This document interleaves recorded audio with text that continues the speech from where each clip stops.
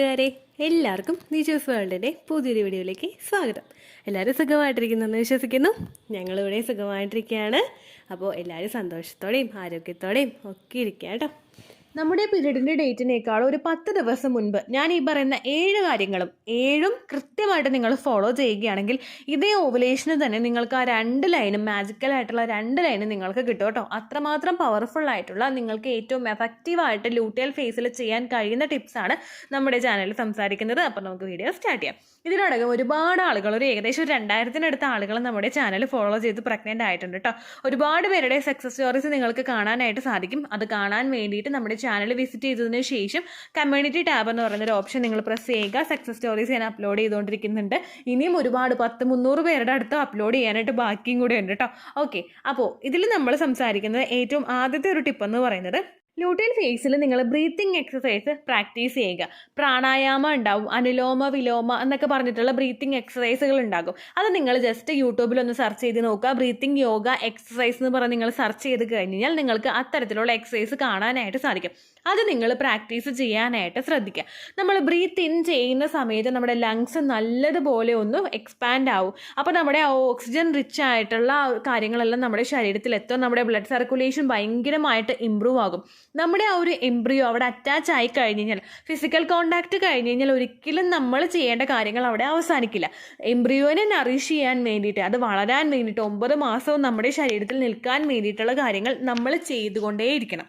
Oxygen rich ആയിട്ടുള്ള blood circulation ശരീരത്തിലുണ്ടെങ്കിൽ മാത്രമേ കുഞ്ഞിന് അവിടെ നിന്ന് പോകാനായിട്ട് സാധിക്കുകയുള്ളൂ. ഇംപ്ലാന്റേഷൻ നടന്നു കഴിഞ്ഞാൽ നമ്മളിൽ നിന്നാണ് കുഞ്ഞ് ഓക്സിജൻ എടുത്ത് ബ്രീത്ത് ചെയ്യുന്നതും ബ്രീത്ത് ഔട്ട് ചെയ്യുന്നതും. അപ്പോൾ ആ സമയത്ത് നമ്മൾ ഭയങ്കര ആക്റ്റീവായിട്ടിരിക്കാനായിട്ട് ശ്രദ്ധിക്കണം. ബ്രീത്തിങ് എക്സസൈസ് നമ്മൾ ചെയ്യാനായിട്ട് ശ്രദ്ധിക്കണം.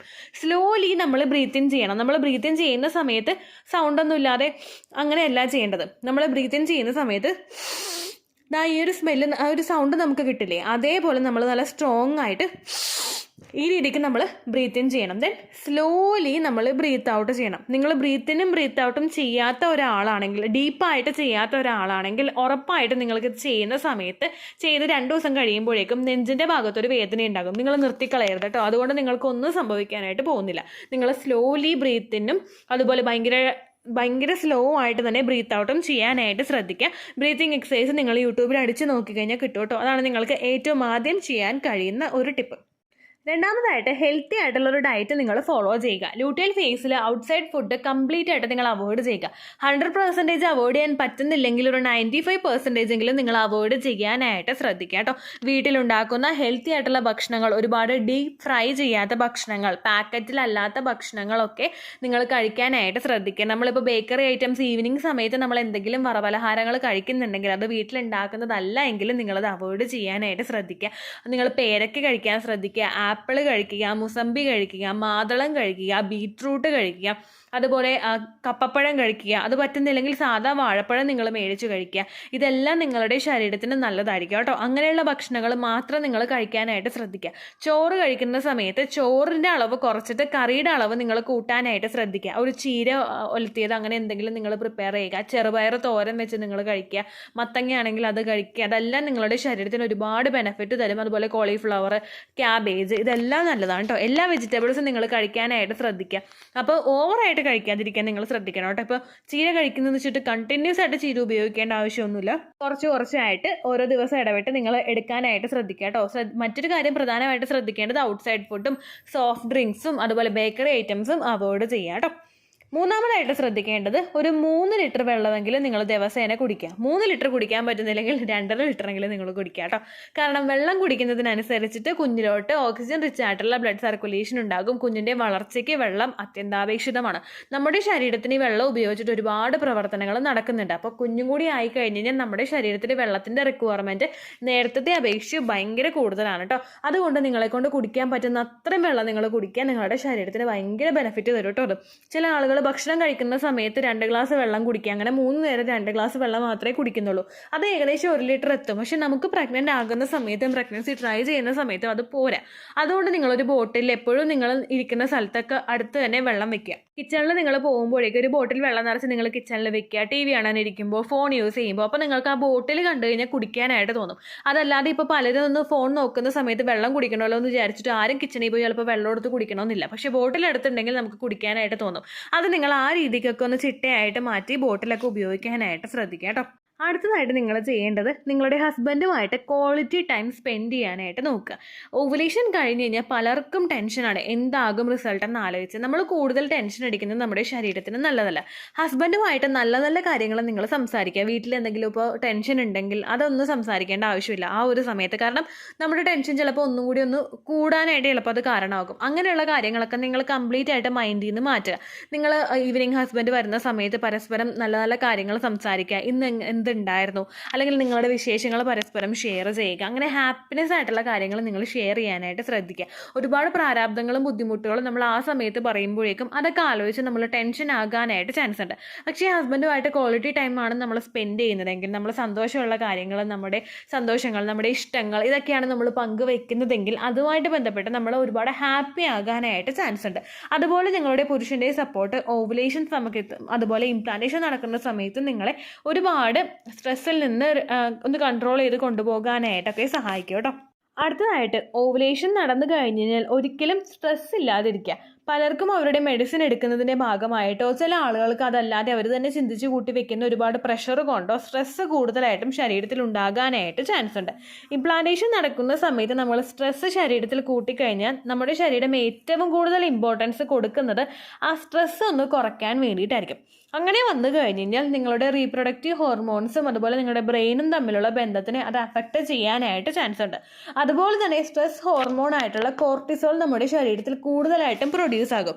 ഇത് വന്നു കഴിഞ്ഞ് കഴിഞ്ഞാൽ എല്ലാ റീപ്രൊഡക്റ്റീവ് ഹോർമോൺസിൻ്റെ പ്രവർത്തനങ്ങളെയും അത് സപ്രസ് ചെയ്യിക്കാനായിട്ടുള്ള ചാൻസ് ഉണ്ട്. അതായത് അതിനെ ഒന്ന് പുള്ളി ചെയ്ത് അതിനെ ഒന്ന് എന്താ പറയുക, അതിൻ്റെ ആഘാതം ഒന്ന് കുറയ്ക്കാൻ വേണ്ടിയിട്ട് അതിൻ്റെ പ്രവർത്തനങ്ങളൊന്ന് മന്ദീഭവിപ്പിക്കാനായിട്ടുള്ള ചാൻസ് ഭയങ്കര കൂടുതലാണ്. അതുകൊണ്ട് ഓവുലേഷൻ കഴിഞ്ഞ് കഴിഞ്ഞാൽ സ്ട്രെസ് ഇല്ലാതിരിക്കുക. ഇപ്പോൾ നിങ്ങൾ ജോലിക്ക് പോകുന്നവരാണെങ്കിൽ ജോലി സമയത്തും ജോലി സ്ഥലങ്ങളിലും ഒരുപാട് ടെൻഷൻ ആകാതിരിക്കുക. വീട്ടിലെ ജോലികൾ ചെയ്തുകൊണ്ട് വീട്ടിലിരിക്കുന്നവരാണെങ്കിൽ നിങ്ങൾക്ക് ടെൻഷൻ വരുന്ന സമയത്ത് മൈൻഡ് ഡൈവേർട്ട് ചെയ്യാനായിട്ട് ശ്രദ്ധിക്കുക. എന്തെങ്കിലും വീഡിയോസൊക്കെ കാണുക, അല്ലെങ്കിൽ വേറെ എന്തെങ്കിലും പാട്ടുകൾ കേൾക്കുക, ഫ്രണ്ട്സിനോട് സംസാരിക്കുക. അത് പോസിറ്റീവ് വൈബ് തരുന്ന ഫ്രണ്ട്സിനോട് സംസാരിക്കുക. അങ്ങനെ എന്തിലൊക്കെയാണോ നിങ്ങൾക്ക് മൈൻഡ് ഡൈവേർട്ട് ചെയ്ത് വിടാനായിട്ട് പറ്റുന്നത് അങ്ങനെയുള്ള കാര്യങ്ങൾ നിങ്ങൾ ചെയ്യുക. ഒരു കാര്യം നിങ്ങൾ ചിന്തിച്ചാൽ മതി, നിങ്ങൾ ഇത്രയും വർഷം വരെ ടെൻഷൻ അടിച്ചിട്ട് ഓവുലേഷൻ കഴിഞ്ഞ് നിന്നിട്ട് നിങ്ങൾക്ക് പ്രഗ്നൻസി കിട്ടിയില്ല. അപ്പോൾ ഒന്ന് ടെൻഷൻ ഇല്ലാണ്ട് നിന്ന് നോക്കാം എന്ന് വിചാരിച്ചിട്ട് നിങ്ങൾ മസ്റ്റായിട്ട് ആ ഒരു ടെൻഷൻ വരുന്നുണ്ട്. അങ്ങനെ വന്നു കഴിഞ്ഞാൽ അപ്പം തന്നെ മൈൻഡ് ഡൈവേർട്ട് ചെയ്യാനായിട്ട് നിങ്ങൾ നോക്കാം കേട്ടോ. അടുത്തതായിട്ട് നിങ്ങൾ ശ്രദ്ധിക്കേണ്ടത് ഓവുലേഷൻ കഴിഞ്ഞ് കഴിഞ്ഞാൽ സിംറ്റംസ് വരുന്നുണ്ടോ എന്ന് ആലോചിച്ച് നിങ്ങൾ വിഷമിക്കാതിരിക്കുക. നമ്മുടെ ഇന്നത്തെ ഈ ഒരു തലമുറയിൽ, അതായത് ഞാനും നിങ്ങളും ഉൾപ്പെടുന്ന ഈ ഒരു ജനറേഷനിൽ പലർക്കും തന്നെ പ്രഗ്നൻസിയുടേതായിട്ടുള്ള സോക്കോൾഡ് ലക്ഷണങ്ങളൊന്നും തന്നെ വരുന്നില്ല. നമ്മൾ ചിന്തിക്കാത്ത തരത്തിലുള്ള മോണയിൽ വേദനയും അതുപോലെ തലമുടി കൊഴിച്ചിലും കാല് വേദനയും കൈവേദനയും അതുപോലെ ഉപ്പൂറ്റിയുടെ അവിടെ വേദനയൊക്കെ വന്നിട്ട് പ്രഗ്നൻസി ടെസ്റ്റ് ചെയ്ത് നോക്കുമ്പോൾ പോസിറ്റീവ് ആകുന്നവരുണ്ട്. നമ്മുടെ അമ്മമാർക്കൊക്കെ ആയിരുന്നു ശരിക്കും തലകറങ്ങി വീഴുകയും വൊമിറ്റിങ്ങും അങ്ങനെയുള്ള ലക്ഷണങ്ങളൊക്കെ കണ്ടിന്യൂസ് ആയിട്ട് വന്നുകൊണ്ടിരുന്നത്. പക്ഷെ നമ്മുടെ തലമുറയിലുള്ള പലർക്കും അതില്ല. നമ്മുടെ ഭക്ഷണത്തിൻ്റെയുള്ള വ്യത്യാസങ്ങൾ കൊണ്ട് നമ്മൾ ഭയങ്കര സെഡൻറ്ററി ലൈഫ് സ്റ്റൈൽ ഫോളോ ചെയ്യുന്നതൊക്കെ കൊണ്ടാണ് നമുക്ക് ഇങ്ങനെ സംഭവിക്കുന്നത് കേട്ടോ. അതുകൊണ്ട് നിങ്ങൾക്ക് ലക്ഷണങ്ങളൊന്നും കാണുന്നില്ലെങ്കിലും നിങ്ങൾ വിഷമിക്കേണ്ട ആവശ്യമില്ല. എല്ലാ വീഡിയോസിലും ഞാൻ പറയുന്നത് പോലെ എക്സ്പെക്റ്റഡ് ഡേറ്റിൽ നിങ്ങൾക്ക് ബ്ലീഡിങ് വരുന്നുണ്ടോ എന്ന് മാത്രം നിങ്ങൾ ശ്രദ്ധിക്കുക. ബ്ലീഡിങ്ങിൻ്റെ അളവ് കുറവാണെങ്കിലും നിങ്ങൾ കാർഡ് മേടിച്ച് ടെസ്റ്റ് ചെയ്യാനായിട്ട് നോക്കാം കേട്ടോ. അടുത്തതായിട്ട് നിങ്ങൾ ശ്രദ്ധിക്കേണ്ടത്, നിങ്ങൾ കൂടുതൽ പ്രാർത്ഥിക്കാനായിട്ടിരിക്കുക. പ്രാർത്ഥന നമ്മളിൽ കൂടിക്കൂടി വരുമ്പോഴേക്കും നമ്മളും ദൈവവും തമ്മിലുള്ള ഒരു കമ്മ്യൂണിക്കേഷൻ ഭയങ്കരമായിട്ട് കൂടും. നമുക്ക് ഭയങ്കര ഒരു പോസിറ്റീവ് എനർജി അതിലൂടെ തന്നെ കിട്ടും. മെഡിറ്റേഷൻ ചെയ്യുന്നവർ, ഒരുപാട് സമയം യോഗ പ്രാക്ടീസ് ചെയ്യുന്നവർക്കൊക്കെ ഭയങ്കര കൂളായിട്ടുള്ള ഭയങ്കര സ്മൂത്തായിട്ടുള്ള ഒരു മൈൻഡ് സെറ്റ് ആ ഒരു സമയത്ത് കിട്ടും. അതുകൊണ്ട് തന്നെ നിങ്ങൾ പ്രാർത്ഥിക്കാനായിട്ട് നോക്കുക. നിങ്ങൾ ഏത് തരത്തിലുള്ളൊരു മതവിശ്വാസിയാണെങ്കിലും നിങ്ങൾ ആ രീതിക്ക് പ്രാർത്ഥിക്കാനായിട്ട് നോക്കുക. ആ പ്രാർത്ഥിക്കുന്ന സമയത്ത് നിങ്ങൾ ഭയങ്കര ഫ്രീ ആകും. ആ ഒരു ബുദ്ധിമുട്ടുകളൊക്കെ നമുക്ക് മാറും. അതുകൊണ്ട് നിങ്ങൾ നല്ലതുപോലെ പോസിറ്റീവ് മൈൻഡാക്കി പ്രാർത്ഥിക്കാനായിട്ട് ശ്രദ്ധിക്കുക കേട്ടോ. അതുപോലെ ഡിവോഷണൽ പാട്ടുകളൊക്കെ കേൾക്കാനായിട്ട് താല്പര്യമുള്ളവർ അങ്ങനെയൊക്കെ കേട്ടിട്ട് മൈൻഡ് കൂളാക്കി വെക്കാനായിട്ട് ശ്രദ്ധിക്കുക. ഒരുപാട് ഡിവോഷണൽ പരമായിട്ടുള്ള കഥകളൊക്കെ വായിക്കുമ്പോഴേക്കും നമ്മൾ ഭയങ്കര മൈൻഡ് റിലാക്സ്ഡ് ആകും. നമുക്ക് പോസിറ്റീവ് എനർജി കിട്ടും. അതൊക്കെയാണ് ശരിക്കും ഇംപ്ലാന്റേഷൻ നടക്കുന്ന സമയത്ത് നമുക്ക് വേണ്ടത് കേട്ടോ. അതും നിങ്ങൾ പ്രത്യേകം ശ്രദ്ധിക്കുക. ഇനി ഈ 7 കാര്യങ്ങളും നിങ്ങൾ കൃത്യമായിട്ട് ഫോളോ ചെയ്തിട്ടും നിങ്ങൾക്ക് ബ്ലീഡിങ് വരുന്നതുണ്ടെങ്കിൽ അടുത്ത നിങ്ങൾ നിങ്ങളുടെ മൈൻഡിനെ തന്നെ ഒന്ന് ചിന്തിക്കേണ്ട ഒരു സിറ്റുവേഷനാണ്. അതായത് നമ്മുടെ ചാനലിൽ തന്നെ ഒരു മാസം നമുക്ക് കൃത്യമായിട്ട് ഫോളോ ചെയ്തിട്ട് എങ്ങനെ പ്രഗ്നൻ്റ് ആകാം എന്നുള്ളൊരു വീഡിയോ ചെയ്തിട്ടുണ്ട്. അത് നിങ്ങളൊന്ന് കണ്ടു നോക്കണം. ഏകദേശം നമ്മുടെ സ്ത്രീകളുടെ കംപ്ലീറ്റ് ആയിട്ടുള്ള ഓരോ മെൻസ്ട്രുവേഷൻ്റെ ഫസ്റ്റ് ഡേ മുതൽ ലാസ്റ്റ് പീരീഡ്സ് വരുന്ന ഒരു ഡേ വരെ നമ്മൾ എന്തൊക്കെ ഫോളോ ചെയ്യണമെന്ന് കൃത്യമായിട്ട് ആ ഒരു വീഡിയോയിൽ കൊടുത്തിട്ടുണ്ട്. അത് നിങ്ങളൊന്ന് കണ്ടു നോക്കുക. അതിൽ എന്തൊക്കെ നിങ്ങൾ ഫോളോ ചെയ്തിട്ടുണ്ടെന്നുള്ള കാര്യം നിങ്ങൾ ശ്രദ്ധിക്കുക. ഭക്ഷണം കഴിക്കുന്നതാണെങ്കിലും എക്സസൈസ് ചെയ്യേണ്ടതാണെങ്കിലും അങ്ങനെ എന്തെല്ലാം ടിപ്സ് ഞാൻ പറഞ്ഞിട്ടുണ്ടോ അതെല്ലാം നിങ്ങൾ ഫോളോ ചെയ്തിട്ടുണ്ടോ എന്ന് നിങ്ങൾ ശ്രദ്ധിക്കുക. ഒരു ബുക്കിൽ നിങ്ങൾ എഴുതി വെക്കുക എന്തെല്ലാം കാര്യങ്ങളാണ് ഞാൻ ചെയ്യേണ്ടത് എന്ന് എഴുതി വെക്കുക. ഞാൻ കഴിക്കേണ്ട ഭക്ഷണങ്ങൾ, ഞാൻ ഓരോ ദിവസവും ചെയ്യേണ്ട കാര്യങ്ങൾ, എൻ്റെ ഫെർട്ടൈൽ ടൈം പീരീഡ്, എൻ്റെ ഓവുലേഷൻ ഡേറ്റ്, എൻ്റെ ബോഡി മാറ്റങ്ങൾ, ഇതെല്ലാം നമ്മളൊന്ന് എഴുതി വെക്കുക. അപ്പോൾ നമുക്ക് ഏകദേശം നമ്മുടെ ബോഡിയെ മനസ്സിലാക്കാനായിട്ട് സാധിക്കും. അതിലെന്തെങ്കിലും ഞാൻ പറഞ്ഞതിൽ ചെയ്യാൻ വിട്ടുപോയിട്ടുണ്ടെങ്കിൽ അത് നിങ്ങൾ ചെയ്യാനായിട്ട് ശ്രദ്ധിക്കുക. പോസിറ്റീവായിട്ടിരിക്കാനായിട്ട് ശ്രദ്ധിക്കുക. നിങ്ങൾക്ക് ഉറപ്പായിട്ടും പ്രഗ്നൻ്റ് ആകുമെന്ന് തന്നെ നിങ്ങൾ അടിയുറച്ച് വിശ്വസിക്കുക കേട്ടോ. AMH 0.5 അല്ലെങ്കിൽ 0.6 ആ ഒരു ലെവലിൽ എത്തിയിട്ട് ഡോണർ എഗ് ഉണ്ടെങ്കിൽ മാത്രമേ പ്രഗ്നൻ്റ് ആകുള്ളൂ എന്ന് പറഞ്ഞിട്ടുള്ള ഒരുപാട് പേര് നമ്മുടെ ചാനലിൽ പ്രഗ്നൻ്റ് ആയിട്ടുണ്ട്. അതുപോലുള്ളൊരു കണ്ടീഷനിലായിരിക്കില്ല ചിലപ്പോൾ നിങ്ങൾ. അവർക്ക് പ്രഗ്നൻ്റ് ആകാൻ സാധിച്ചിട്ടുണ്ടെങ്കിൽ ഉറപ്പായിട്ടും നിങ്ങൾക്കും പ്രഗ്നൻ്റ് ആകാൻ സാധിക്കും എന്ന് നിങ്ങൾ അടിയുറച്ച് വിശ്വസിക്കുക കേട്ടോ. ഞാൻ ഈ പറഞ്ഞ 1 മന്തിൻ്റെ ആ ഒരു വീഡിയോ നിങ്ങൾക്ക് കാണാൻ വേണ്ടിയിട്ട് ദിജൂസ് വേൾഡ് എന്ന് നിങ്ങളുടെ ആ ഒരു സെർച്ച് ബാറിൽ ടൈപ്പ് ചെയ്യുക. ദെൻ നമ്മുടെ ഒരു ചാനലിൻ്റെ ഒരു ഐക്കൺ ഉണ്ടാവുമല്ലോ, ഒരു അമ്മയും കുഞ്ഞുമായിട്ടുള്ള ഒരു ഫോട്ടോ, ആ ഇമേജ് നിങ്ങൾ ക്ലിക്ക് ചെയ്ത് കഴിഞ്ഞാൽ ഏറ്റവും ആദ്യം വരുന്നത് ആ വീഡിയോ ആണ്. അത് നിങ്ങൾ കാണാനായിട്ട് ശ്രദ്ധിക്കുക കേട്ടോ. ഇത്രയേ ഉള്ളൂ വീഡിയോ. യൂസ്ഫുൾ ആയി കാണുമെന്ന് വിശ്വസിക്കുന്നു. യൂസ്ഫുൾ ആവുന്നുണ്ടെങ്കിൽ ലൈക്ക് ചെയ്യുക, ഫ്രണ്ട്സിനൊക്കെ ഷെയർ ചെയ്ത് കൊടുക്കുക കേട്ടോ. എന്തെങ്കിലും സംശയം ഉണ്ടെങ്കിൽ നിങ്ങൾ കമൻസിൽ ചോദിക്കുക. പണ്ടത്തെ വീഡിയോയ്ക്ക് കമൻസ് ഇടുന്നവർക്ക് റിപ്ലൈ ലഭിക്കുന്നില്ലെങ്കിൽ ലേറ്റസ്റ്റ് ആയിട്ട് ഞാൻ ഏത് വീഡിയോ ആണ് അപ്ലോഡ് ചെയ്യുന്നത് അതിന് താഴെ കമൻറ്റ് ഒന്ന് കോപ്പി പേസ്റ്റ് ചെയ്യാനായിട്ട് ശ്രദ്ധിക്കുക കേട്ടോ.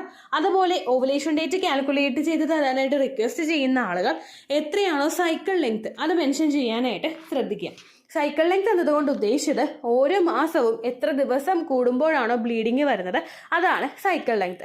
കഴിഞ്ഞ മാസം ഒരു 8-ാം തീയതിയാണ് ബ്ലീഡിങ് ആയതെങ്കിൽ ഈ മാസം 6-ാം തീയതിയാണ് ബ്ലീഡിങ് ആയതെങ്കിൽ കഴിഞ്ഞ മാസം 8-ാം തീയതി മുതൽ ഈ മാസം 6-ാം തീയതി വരെ എത്ര ദിവസമുണ്ടോ അത് കാലണ്ടറിൽ എണ്ണി തിട്ടപ്പെടുന്നതാണ് നിങ്ങളുടെ സൈക്കിൾ ലെങ്ത്.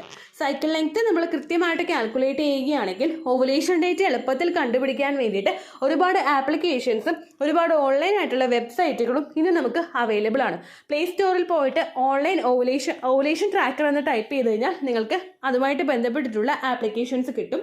അത് പറ്റുന്നില്ല എങ്കിൽ ഗൂഗിളിൽ പോയിട്ട് ഓൺലൈൻ ഓവുലേഷൻ കാൽക്കുലേറ്റർ എന്ന് ടൈപ്പ് ചെയ്ത് കഴിഞ്ഞാൽ അതുമായിട്ട് ബന്ധപ്പെട്ടിട്ടുള്ള വെബ്സൈറ്റുകൾ നിങ്ങൾക്ക് കിട്ടും. അതിൽ നിങ്ങളുടെ ലാസ്റ്റ് മന്തിലെ മെൻസ്ട്രേഷൻ്റെ ഡേറ്റും ഒപ്പം ഞാൻ ഈ പറഞ്ഞ രീതിക്ക് നിങ്ങൾ കാൽക്കുലേറ്റ് ചെയ്യുന്ന സൈക്കിൾ ലെങ്ത്തും എൻ്റർ ചെയ്ത് കൊടുക്കുകയാണെങ്കിൽ നിങ്ങൾക്ക് കൃത്യമായിട്ട് ഓവുലേഷൻ ഡേറ്റ് കണ്ടുപിടിക്കാനായിട്ട് സാധിക്കും. ഫെർട്ടൈൽ ടൈം പീരീഡും നിങ്ങൾക്ക് കിട്ടും. അതായത് എത്ര ദിവസം മുതൽ കോൺടാക്ട് ചെയ്ത് തുടങ്ങിക്കഴിഞ്ഞാൽ നിങ്ങൾ പ്രഗ്നൻ്റ് ആകും എന്നുള്ളൊരു ഡേറ്റും നിങ്ങൾക്ക് പ്രോപ്പറായിട്ട് കിട്ടും കേട്ടോ. ഇത് കാൽക്കുലേറ്റ് ചെയ്യുന്ന സമയത്ത് സൈക്കിൾ ലെങ്ത് കാൽക്കുലേറ്റ് ചെയ്യുന്ന സമയത്ത് നിങ്ങളുടെ ആ ഒരു കലണ്ടറിൽ നോക്കി തന്നെ നിങ്ങൾ കാൽക്കുലേറ്റ് ചെയ്യുക. പല മാസങ്ങളിലും 30-31 ദിവസമുണ്ട്. അതുകൊണ്ടാണ് അങ്ങനെ പറഞ്ഞത്. ഒപ്പം നിങ്ങൾക്ക് ബ്ലീഡിങ് തുടങ്ങിയ ദിവസത്തിന് വേണം നിങ്ങൾ ഡേ 1 ആയിട്ട് എടുക്കാൻ വേണ്ടിയിട്ട്. സ്പോട്ടിങ് തുടങ്ങിയ ദിവസത്തിനെ, അതായത് ചെറുതായിട്ട് ഡിസ്ചാർജ് പോയി തുടങ്ങിയ ദിവസത്തിനെ നിങ്ങൾ കൺസിഡർ ചെയ്യേണ്ട ആവശ്യം ഇല്ല കേട്ടോ. അപ്പോൾ ഇത്രയേ ഉള്ളൂ വീഡിയോ. അടുത്തൊരു വീഡിയോ ആയിട്ട് നമുക്ക് വീണ്ടും കാണാം. ബൈ.